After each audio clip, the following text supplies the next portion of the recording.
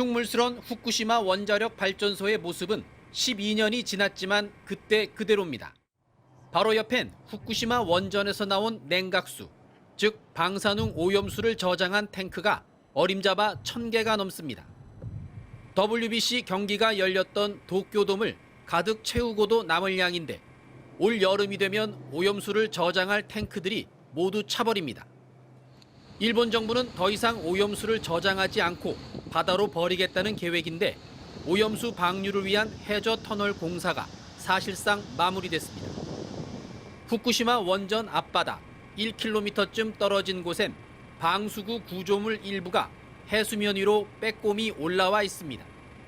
대부분의 방사능 물질은 다핵종 제거 설비로 처리한 뒤 흘려보내지만 삼중수소는 걸러지지 않아 바닷물로 농도를 희석해 그냥 버립니다. 이 오염수 방류가 곧 시작되는데 문제는 언제 끝날지 모른다는 겁니다. 保護者難はなくなるんですよ、いつかは。慌てる必要がないんですよ、今。海は生活、仕事場だから、何十年か後に実害と出たったら、誰が責任を負うんですかってことですよ。 일본 정부와 도쿄전력은 후쿠시마 원자력 발전소를 오는 2051년까지 폐쇄할 계획인데 최소한 앞으로 28년 동안 오염수를 계속 바다에 버려야 합니다. 지금 계획은 30년이거든요. 그런데 일본이 폐로 과정이 굉장히 지금 지연되고 있어요. 그래서 제가 보기엔 30년이 60년 정도 될 수도 있고. 지난달 우리나라 해양과학기술원과 원자력연구원은 일본이 삼중수소 오염수를 방류해도 한국에 피해가 거의 없다는 시뮬레이션 결과를 내놨습니다. 일본에선 이 뉴스가 크게 보도됐고 내심 한국 정부가 오염수 방류를 문제 삼지 않을 걸로 기대하는 분위기입니다. 도쿄에서 MBC 뉴스 현영준입니다.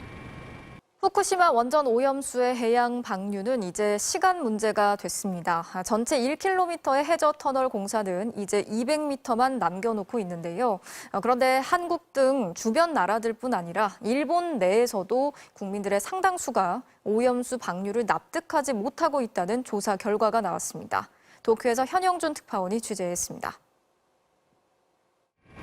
일본의 오염수 방류 방침에 대해 이를 납득할 수 없다는 일본 국민들이 납득할 수 있다는 국민들보다 8배가량 많았습니다.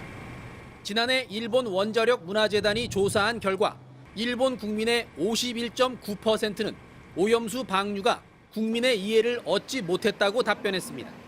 반면 이해를 얻고 있다는 답변은 6.5%에 불과했습니다. 방사성 물질의 정화 방법이나 제거가 아예 되지 않는 삼중수소의 희석 문제 등 충분한 정부 설명이 없었다는 겁니다.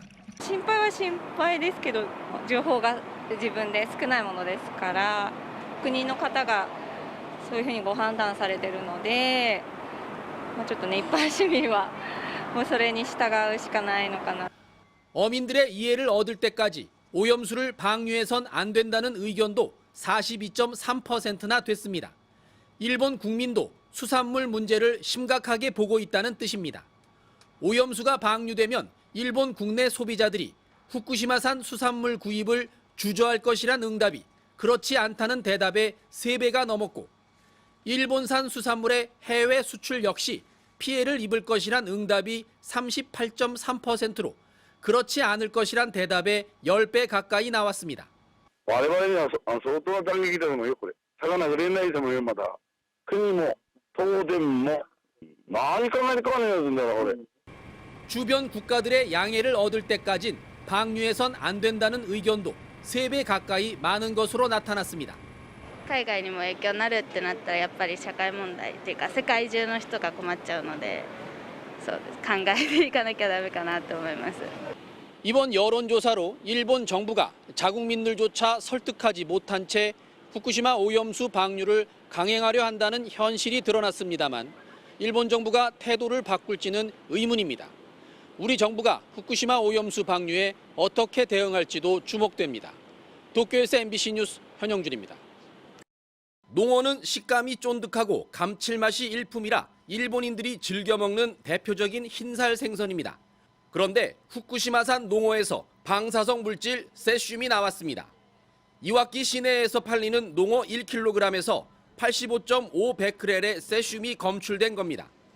일본 정부 기준치를 넘지는 않았지만 어업조합은 자체 기준치인 50 베크렐을 넘었다며 출하됐던 농어를 전량 회수하기로 했습니다.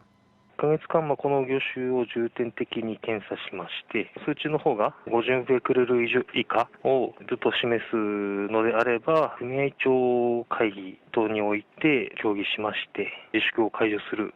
작년 1월에도 후쿠시마산 우럭에서 기준치의 14배가 넘는 세슘이 검출됐고 재작년 7월엔 벌꿀에서도 130 베크렐이 넘는 많은 양의 세슘이 나와 논란이 됐습니다. 이런 상황에서도 일본 정부가 방사능 오염수의 해양 방류 방침을 굳히자 태평양 섬나라들이 일제히 반대 입장을 내놓기도 했습니다.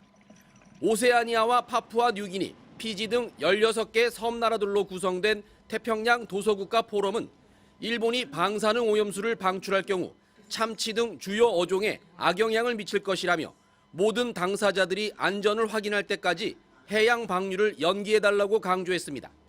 그러나 어제 이들 국가 대표단을 만난 기시다 총리는 사람의 건강과 해양 환경에 악영향을 주지 않도록 하겠다며 해양 방류 강행 입장을 재차 확인했습니다. 일본 정부는 다액종 제거 시설로 방사성 물질들을 제거한 뒤 방류하겠다고 하지만 삼중 수소 등 일부 물질은 정화되지 않습니다. 이 때문에 일본이 오염수 방류를 강행할 경우 먹이사슬이 복잡한 전 세계 해양 생태계에 악영향을 미칠 수 있다는 우려가 끊이지 않고 있습니다. 도쿄에서 MBC 뉴스 현영준입니다.